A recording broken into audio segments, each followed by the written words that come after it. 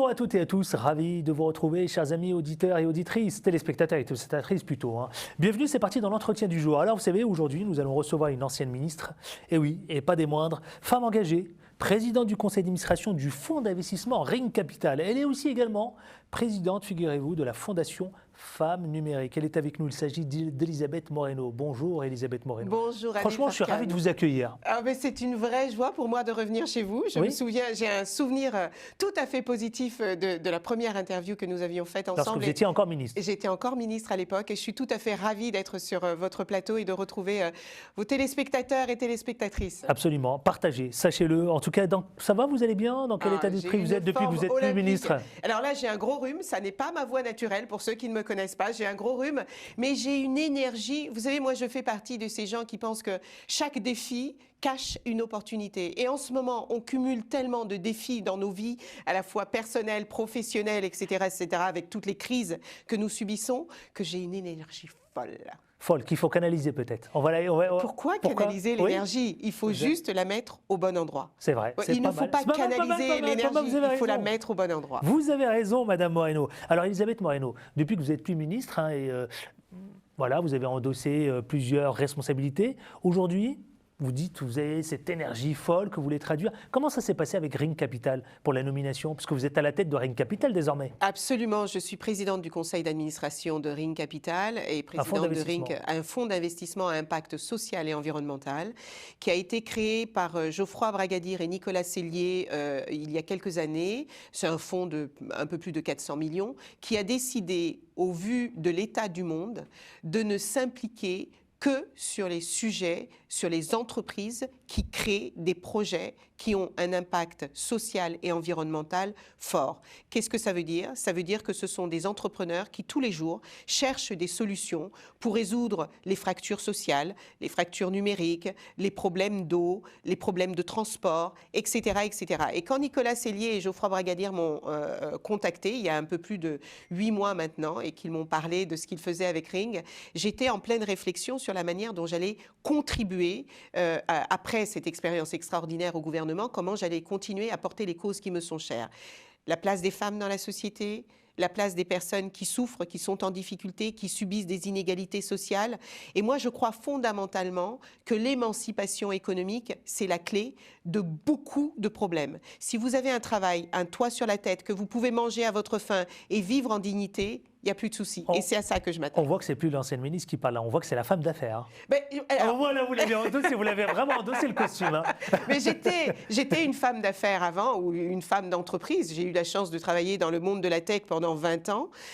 J'ai vécu sur le continent et je sais tous les besoins, toutes les opportunités qui sont sur le continent. Je suis un enfant de la diaspora qui, comme beaucoup d'autres, ont envie de contribuer au développement du continent africain. Et c'est avec joie que je reprends ce bâton pour aller apporter ma pierre à l'édifice. Justement, Madame Elisabeth Moreno, vous avez été choisie pour votre expertise sur l'écosystème entrepreneurial, notamment africain, et les engagements en faveur de l'inclusion et de son impact.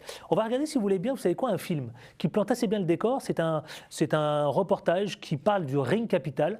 Ça se passe, je crois, en Côte d'Ivoire. Si vous pouvez nous le commenter. Oui, nous avons absolument. Nous avons décidé qu'il serait beaucoup plus intelligent et sage d'avoir des partenariats avec des acteurs locaux. Vous savez bien que l'investissement sur le continent, ou ailleurs d'ailleurs, c'est pas qu'une question de donner de l'argent et attendre 5-10 ans pour récupérer le retour sur investissement. L'entrepreneuriat, c'est aussi accompagner les entrepreneurs, c'est les coacher, les mentorer, c'est être basé localement, c'est mettre en place des solutions qui fonctionnent localement, pas des solutions qui viennent du reste du monde où on va faire des copier-coller en croisant les doigts très fort pour que ça marche. Et pour ça, il fallait s'appuyer sur des acteurs locaux qui ont l'expérience, l'expertise, les ressources, etc., etc. Et ça se passe en Côte d'Ivoire. Absolument, et c'est pour ça que nous avons créé un partenariat avec M Studio en Côte d'Ivoire. Parce que la Côte d'Ivoire aujourd'hui est une plaque tournante économique exponentielle, parce que la Côte d'Ivoire a fait ses preuves, parce que la Côte d'Ivoire met en place des structures et des systèmes pour favoriser l'entrepreneuriat, et qu'on a décidé de surtout travailler sur l'Afrique francophone, parce qu'aujourd'hui, la majorité des fonds d'investissement qui existent sur le continent sont des fonds d'investissement anglophones, et nous avons une bonne connaissance, une bonne maîtrise et une bonne expertise de l'Afrique francophone, et c'est pour ça que nous avons décidé de commencer avec la Côte d'Ivoire. Et on va en parler parce qu'il y a ce nouveau fonds désormais en Afrique. Absolument. Qui représente combien aujourd'hui en millions? Alors, c'est un fonds de 50 millions pour démarrer, parce que nous ne sommes pas sur la quantité, nous sommes sur la qualité. Et parce que nous voulons choisir des entrepreneurs que nous allons accompagner de A jusqu'à Z et dont nous allons véritablement garantir le succès, à la fois pour eux, mais aussi pour les investisseurs qui vont nous accompagner et qui nous feront confiance.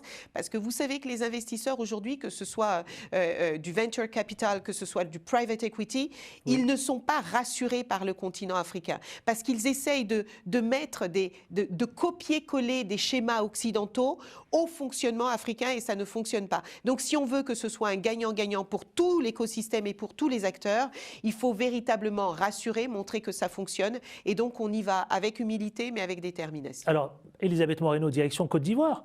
Regardons évidemment Ring Capital en direction de la Côte d'Ivoire. Regardez ça et on revient tout de suite justement parler à la fois de l'accompagnement, de la croissance importante concernant l'Afrique. Regardons.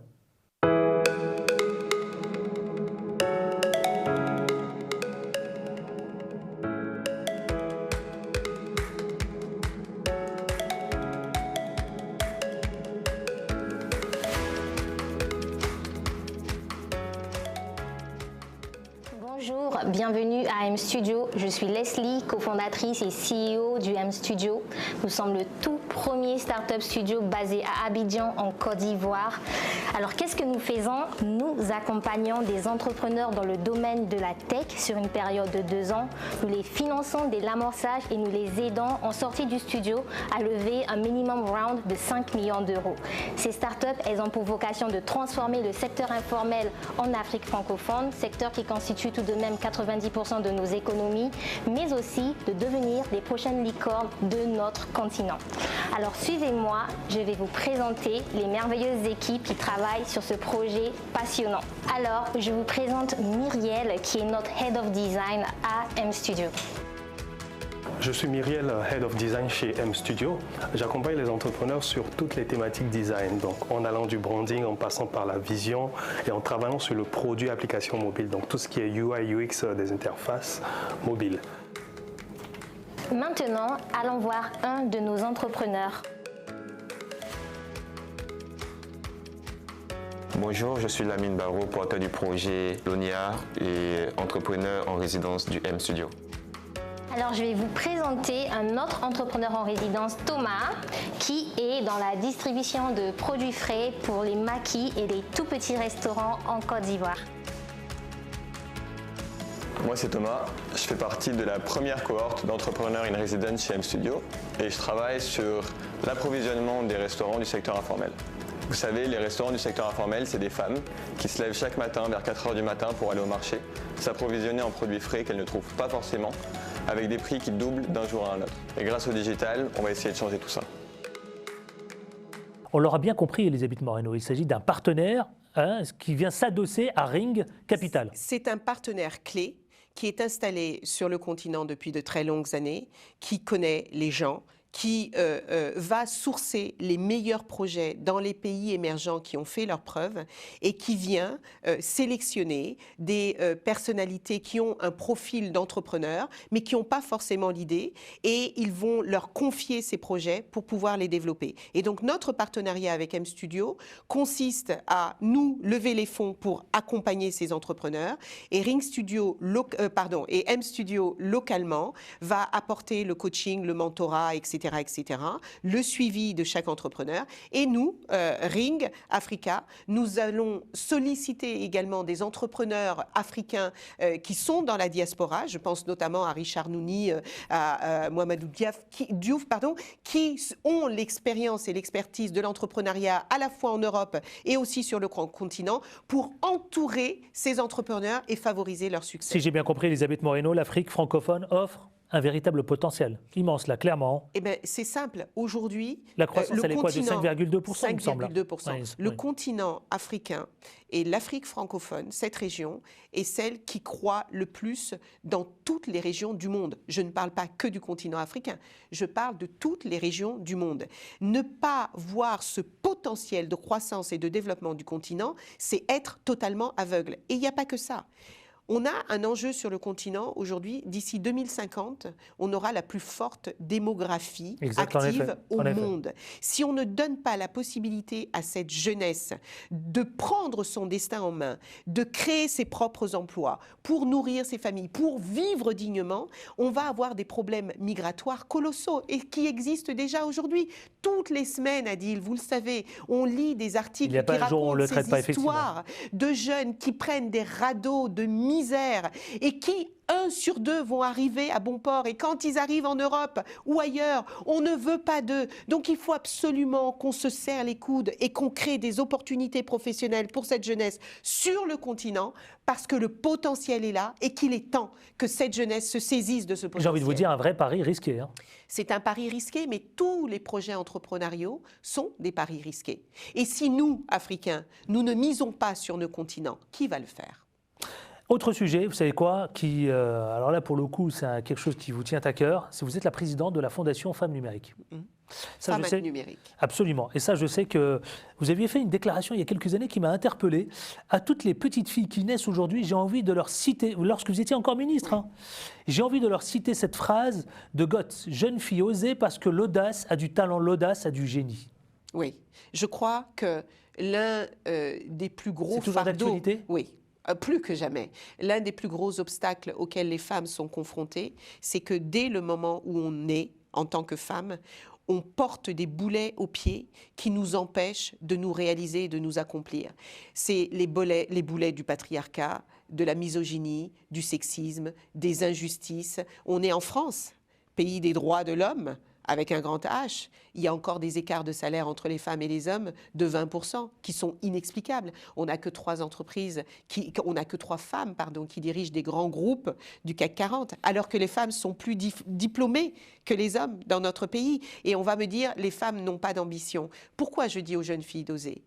Je sais que beaucoup d'entre elles ont des projets, ont de l'ambition. Vous savez bien que l'économie informelle sur le continent africain est très largement portée par les femmes.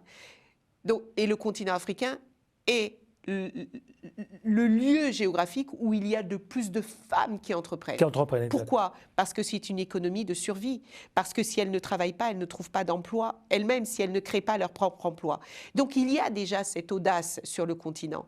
Mais à chaque fois qu'une femme est trop audacieuse, on va lui dire « reste à ta place ». Elisabeth Moreno, pour quelle raison justement reste à ta place ? Vous avez décidé de vous engager pour l'inégalité et pour cette égalité justement. Exactement. Pourquoi vous êtes inspiré sur des modèles ? Exactement, pour les raisons que vous venez de citer. Les femmes constituent 51% de la population mondiale. Les femmes donnent la vie. Les femmes prennent soin de leur famille. Les femmes prennent soin de leur société. Et pourtant, dès qu'il s'agit de leur réussite, c'est comme si on leur mettait des obstacles. Pourquoi ? Parce que vous naissez femme, vous n'auriez pas le droit d'hériter. Pourquoi, si vous naissez femme, vous ne pouvez pas choisir vos études ? Vous parliez de ma responsabilité au sein de la Fondation Femmes Numériques. Le numérique est en train de changer le monde aujourd'hui. Littéralement changer le monde, Adil. Vous le savez. Donc vous jouez du moment où vous vous levez vous avez un rôle de diplomatie féminine, là, pour le coup. J'ai cette diplomatie. En tout cas, je porte ce message de l'émancipation des femmes parce qu'il faut que tout le monde comprenne que quand une femme réussit, c'est toute une société qui réussit. Souvenez-vous de cette phrase qui dit « Éduquer une femme, vous éduquez un village, éduquer un homme et vous éduquez un individu ». Et donc les femmes ont une place essentielle à jouer dans notre société. Les femmes ne manquent pas de talent, elles manquent d'opportunités. Et si les femmes et les hommes s'unissent pour que les femmes réussissent, c'est tout notre continent qui réussira et c'est tout le monde entier qui réussira. Donc vous voulez continuer à œuvrer dans ce sens, on l'aura bien compris. Je ne lâcherai jamais cette cause, d'abord parce que je suis une femme et comme disait Maya Angelou, je suis femme depuis trop longtemps pour ne pas être de mon côté. Ensuite parce que je suis la mère de 2 filles filles et que je veux qu'elles aient un avenir meilleur que celui que moi j'ai eu. Et enfin, parce que les femmes constituent 51% de la population,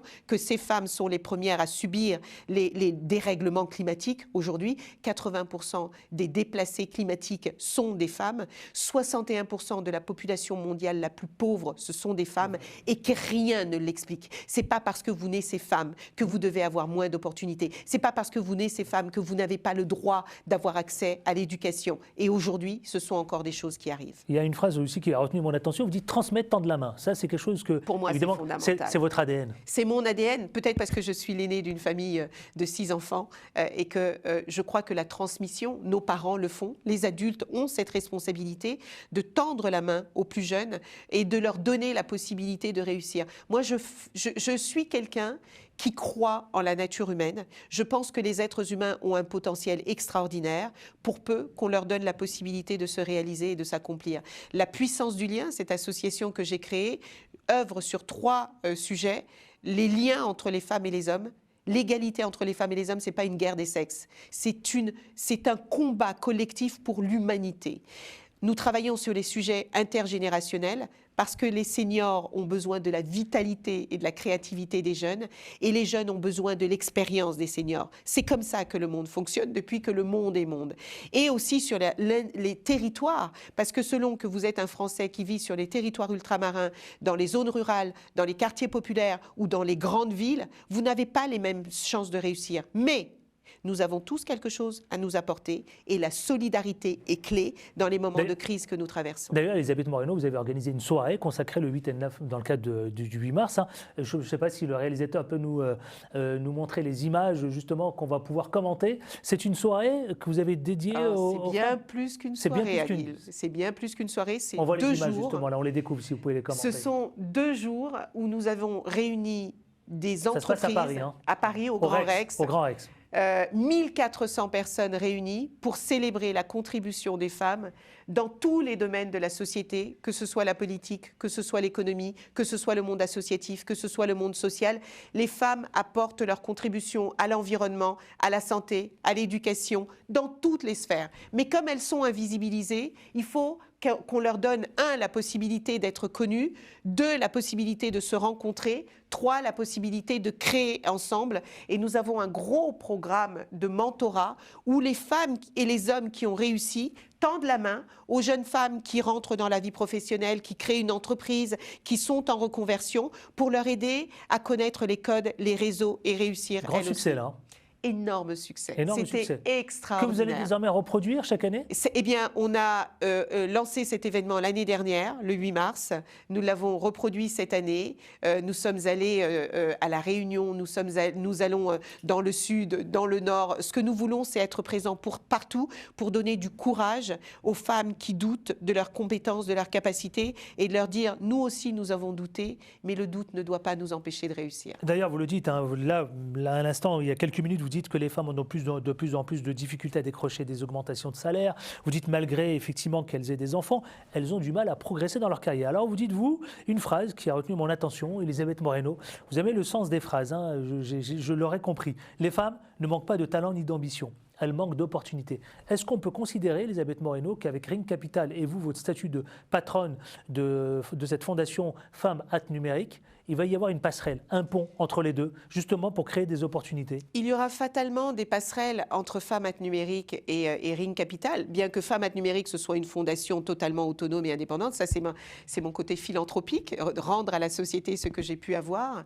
Ring Capital, c'est du business. C'est du business pur et dur, c'est pas de la philanthropie. On va lever des fonds d'investisseurs qui vont nous faire confiance pour faire fructifier leur argent, tout en rendant service à des entrepreneurs qui ont l'idée, qui ont le projet, mais qui n'ont pas les moyens financiers de le faire.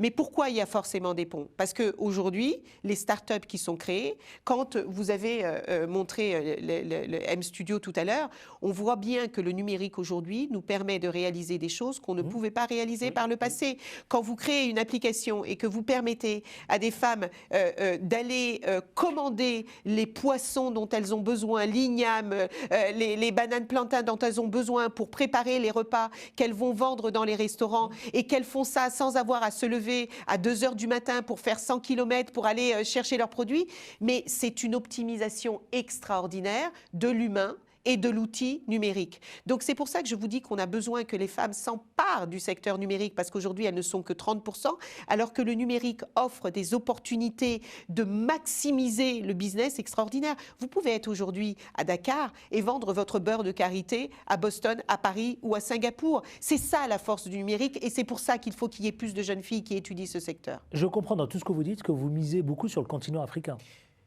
C'est le continent de mes ancêtres. Et surtout, c'est le continent où il y a aujourd'hui encore énormément de choses à développer en termes d'infrastructures, en termes de santé, en termes de formation, d'éducation. Il y a tout à faire sur ce continent. Je voudrais juste que les Africains se saisissent de ces opportunités de la même manière que les Chinois, les Indiens, les Turcs, les Russes, que tout le monde le fait. Pourquoi est-ce que les Africains seraient les seuls à passer à côté de ces opportunités? Il y a, à l'instar de Dangote et d'autres entrepreneurs extraordinaires sur le continent, au Maroc, au Congo, etc. Il y a plein d'entrepreneurs qui réussissent aujourd'hui sur le continent. Eh bien, qu'ils nous inspirent, nous qui venons de la diaspora, avec la formation, l'éducation, les réseaux, là, que nous venions faire une force vive, dynamique pour porter notre continent. C'est ça mon ambition. Vous m'avez, non mais c'est une belle ambition et bravo à vous, Elisabeth Moreno. Vous m'avez permis une belle transition. Vous avez lâché plutôt le mot diaspora. Oui. Alors parlons-en de cette diaspora. Vous dites qu'il est impératif d'envisager le rôle de la diaspora. Parlons-en justement.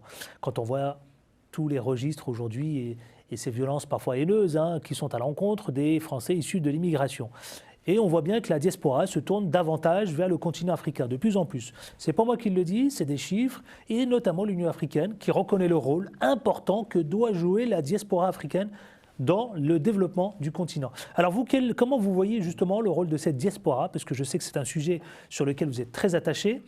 Bon, moi j'ai des chiffres, la diaspora africaine en France représente environ la moitié de la diaspora africaine en Europe, d'Europe. Elle est composée à la fois d'étrangers, 2,9 millions de personnes, et de descendants d'immigrés, 3,3 millions de personnes. Alors, la France aujourd'hui, le fait de son histoire, elle a un rôle à jouer avec sa diaspora. Elle a énormément. On l'a un peu oublié. C'est le pays européen où vivent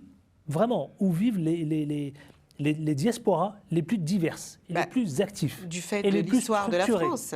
Il ne faut jamais oublier pourquoi la France a une diaspora aussi diversifiée. C'est l'histoire de la France.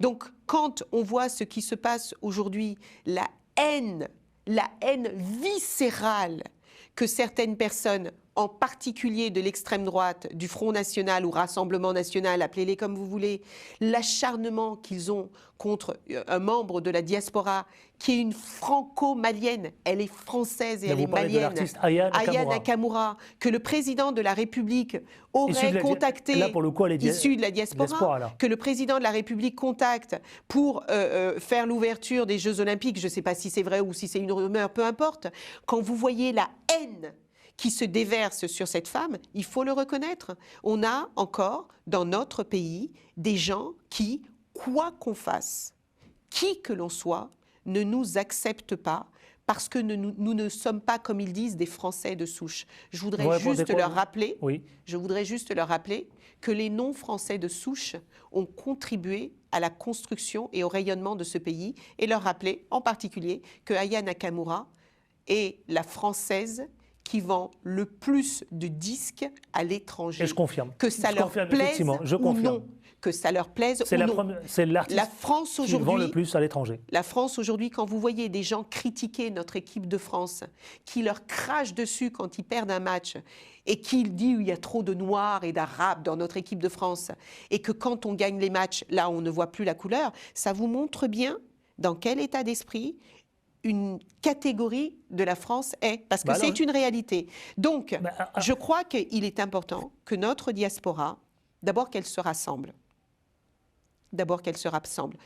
le pouvoir est une question de rapport de force. Et tant que nous ne serons pas rassemblés sur des causes qui nous tiennent à cœur pour défendre nos droits, ce n'est pas le cas aujourd'hui. Aujourd'hui, non. Non. Aujourd'hui, non. On est encore trop divisés, on est encore trop dispersés, on est encore trop Afrique francophone, Afrique anglophone, Afrique lusophone, on est encore trop régionalisés. Tant qu'on ne se rassemblera pas pour peser dans le débat public et pour montrer qu'on est là et qu'on contribue au rayonnement de la France, qu'on contribue à l'intérieur de la France, à l'économie, qu'on paye des impôts, etc., eh bien, nos enfants et nous souffrirons de cela. Après, juste pour terminer sur la diaspora, on arrive au terme de je voudrais juste entretien. dire que nos diasporas n'ont jamais été aussi formées, jamais créé autant d'entreprises, autant de valeurs. Quand vous voyez Ils sont devenus un acteur essentiel. Quand vous voyez Philippe Simot remplir le palais des congrès, avec des gens qui viennent voir comment investir au pays, ça vous donne une idée d'où on est. Quand vous voyez Léonce qui fait la semaine de l'Afrique des solutions, qui réunit des centaines de milliers de personnes, ça vous donne une idée de ce que nous avons compris, nous, membres de la diaspora. On ne veut pas de nous ici, et puis on est presque parfois étrangers dans le pays où nos ancêtres sont nés. Je veux que nos dirigeants sur le continent et nos dirigeants dans les pays qui nous accueillent se rendent compte que nous sommes la force vive de demain et que nous avons une force de résilience, d'adaptation, de capacité, de créativité qu'ils ont sous-estimée et de laquelle ils ne pourront pas se passer. Vous avez raison de le rappeler, Elisabeth Moreno, et je vous l'accorde, mais est-ce que, sur cette dernière question, ce sera ma dernière question, puisqu'on arrive au terme de cet entretien, la diaspora aujourd'hui quitte la France, elle se barre de la France, de l'Europe plus globalement, et elle va évidemment elle se dirige, elle s'oriente vers le continent africain davantage. On l'a, c'est des chiffres. Hein. Pas seulement le continent africain, les États-Unis. Pourquoi ? Mais moi, beaucoup des Africains que je vois partir, qu'ils soient africains du Maghreb, qu'ils soient africains de l'Afrique subsaharienne, qu'ils soient, quelle que soit la région, ils me disent qu'ils se rendent compte qu'ils ne peuvent pas réaliser leur plein potentiel dans notre pays. Vous savez, quand j'étais au gouvernement, je me suis beaucoup battue pour lutter contre les discriminations. Mais Wilfried Loriano d'Orego, qui a été vraiment très actif sur la place des diasporas en France, il vous le dira. Encore beaucoup d'Africains se sentent énormément discriminés. Et tant que les politiques publiques ne se saisiront pas sérieusement de ces questions pour que les droits des Français, quelle que soit leur couleur de peau, leur religion, leur origine sociale et culturelle, qu'ils puissent se sentir en sécurité parce qu'ils aiment cette France, eux aussi, eh bien je pense qu'ils partiront. Et c'est dommage parce que nous perdons des forces vives extrêmement importantes. Merci Elisabeth Moreno. Merci de votre invitation Adil Farkan et merci pour le travail que vous faites. Merci à vous surtout et continuez. Bon vent évidemment et plein de bonnes choses. Je le rappelle, Elisabeth Moreno, qui a à la fois plusieurs casquettes, ancienne ministre, femme engagée, présidente du conseil d'administration du fonds d'investissement Ring Capital et présidente de la fondation Femmes At Numérique. Merci infiniment. Restez fidèles à Télésud et on se retrouve très prochainement pour un autre entretien, pour une autre personnalité dans l'entretien du jour sur Télésud. Portez-vous bien. Ciao, ciao.